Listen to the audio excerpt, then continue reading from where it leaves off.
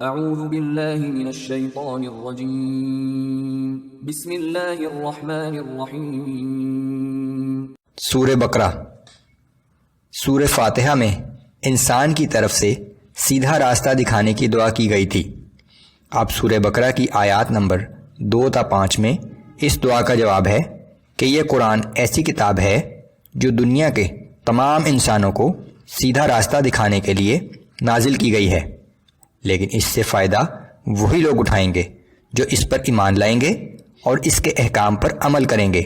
سب سے پہلی اور ضروری شرط ایمان بالغیب ہے، یعنی اللہ، اس کے فرشتوں، تمام رسولوں، وحی، کتابوں وغیرہ پر ایمان، کہ ایمان کے بغیر دنیا کی نعمتیں تو حاصل ہو سکتی ہیں لیکن آخرت کے حوالے سے نہ کوئی عمل مقبول ہے اور نہ ہدایت ممکن ہے۔ مومنین کی 6 خصوصیات کا ذکر۔ اعوذ باللہ من الشیطان الرجیم بسم اللہ الرحمن الرحیم۔ الف لام میم۔ الف لام میم یہ حروف مقطعات ہیں۔ ذالک الکتاب لا ریب فیہ ھدی للمتقین۔ یہ الکتاب ہے، اس میں کچھ شک نہیں، یہ اللہ سے ڈرنے والوں کی رہنمائی کرتی ہے۔ بلا شبہ یہ اللہ کی طرف سے بھیجی ہوئی کتاب ہے۔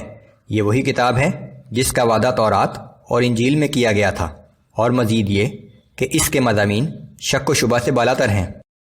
الذين يؤمنون بالغيب ويقيمون الصلاة ومما رزقناهم ينفقون۔ یہ اللہ سے ڈرنے والے وہ لوگ ہیں جو غیب پر ایمان لاتے ہیں اور نماز قائم کرتے ہیں، اور جو کچھ ہم نے انہیں عطا کیا ہے اس میں سے اللہ کی راہ میں خرچ کرتے ہیں۔ ہدایت حاصل کرنے کے لیے اولین شرط اللہ پر مکمل ایمان ہے۔ مال و دولت سمیت تمام رزق اللہ ہی کا عطا کردہ ہے اور یہ انسان کی آزمائش کے لیے ہے۔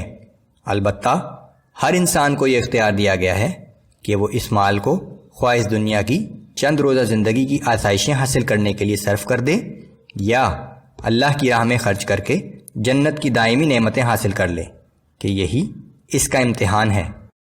والذین یؤمنون بما انزل الیک وما انزل من قبلک وبالآخرۃ هم یوقنون۔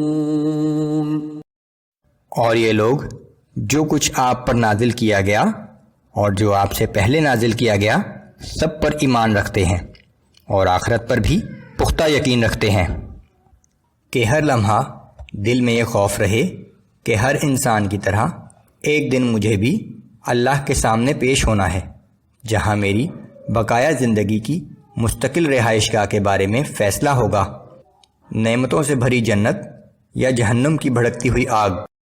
اولئک علی ھدی من ربہم واولئک ھم المفلحون۔ یہی لوگ اپنے رب کی طرف سے ہدایت پر ہیں اور یہی لوگ حقیقی کامیابی پانے والے ہیں۔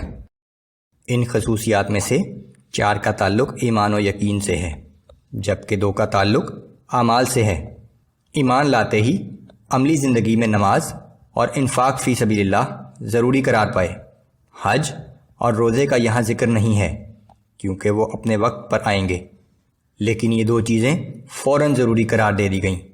انفاق فی سبیل اللہ میں زکوٰۃ اور صدقات دونوں شامل ہیں، اگرچہ زکوٰۃ بھی 1 سال کے بعد اور وہ بھی ایک مقرر نصاب کی موجودگی میں لازم ہے، لیکن صدقات کی مد میں ہر وقت مال خرچ کیا جا سکتا ہے۔ یہ ایک مستقل عبادت اور اللہ کے نزدیک انتہائی پسندیدہ عمل ہے۔